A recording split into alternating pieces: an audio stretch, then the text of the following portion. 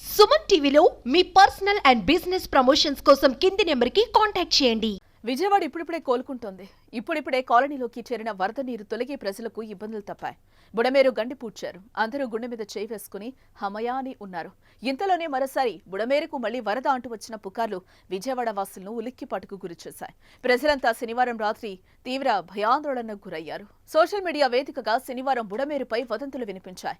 రాష్ట్రంలో మరో 3 రోజుల పాటు వర్షాలు కురవనున్న తరుణంలో మరోసారి విజయవాడకు బుడమేరు ముప్పు పొంచి ఉందనే ప్రచారం జరిగింది. విజయవాడలో పలు కాలనీల్లోకి మళ్లీ బుడమేరు వరద వస్తోందని జక్కంపూడి కాలనీ, కొత్త రాజరాజేశ్వరిపేట సహా పలు కాలనీ వాసులు జాగ్రత్తగా ఉండాలని విస్తృత ప్రచారం చేశారు. బుడమేరు కట్ట మళ్లీ తెగిందని ప్రజలను భయపెట్టారు. దీంతో ప్రజలు ఇళ్ల నుంచి బయటకు పరుగులు తీశారు. అయితే బుడమేరుకు మళ్లీ వరద వచ్చిందనే ప్రచారంలో నిజం లేదన్నారు.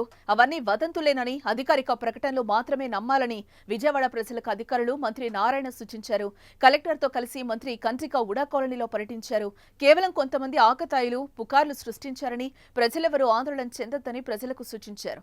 బుడమేరుకు ప్రస్తుతం ఏ ముప్పు లేదని, బుడమేరు గండ్లను సైతం ఏపీ ప్రభుత్వం యుద్ధ ప్రాతిపదికన పూడ్చివేసిందన్నారు. ప్రజలను భయాందోళనకు గురిచేసే ఇలాంటి ఫేక్ న్యూస్ ప్రచారం చేసే వారిపై కఠిన చర్యలు తీసుకుంటామని హెచ్చరించారు. ఇటు మరోవైపు పోలీసులు పలు కాలనీ ప్రజలను వదంతులను నమ్మొద్దని మైక్ పెట్టి చెప్పారు. నొన్న ప్రాంత ప్రజలకు, మాయకాపురం ప్రాంత ప్రజలకు, సింగినగర్ ప్రాంత ప్రజలకు నొన్న పోలీసు వారి విజ్ఞప్తి, మీ ఏరియాలో ఎటువంటి వరద రావడం లేదు. సోషల్ మీడియా ప్రచారంగా చేసేవాటి నమ్మరాదు. దయచేసి గమనించండి. ఇది కేవలం ప్రచారం మాత్రమే, పుకారు మాత్రమే. దయచేసి గమనించండి. ఏ ఇబ్బంది లేదు ప్రస్తుతానికి.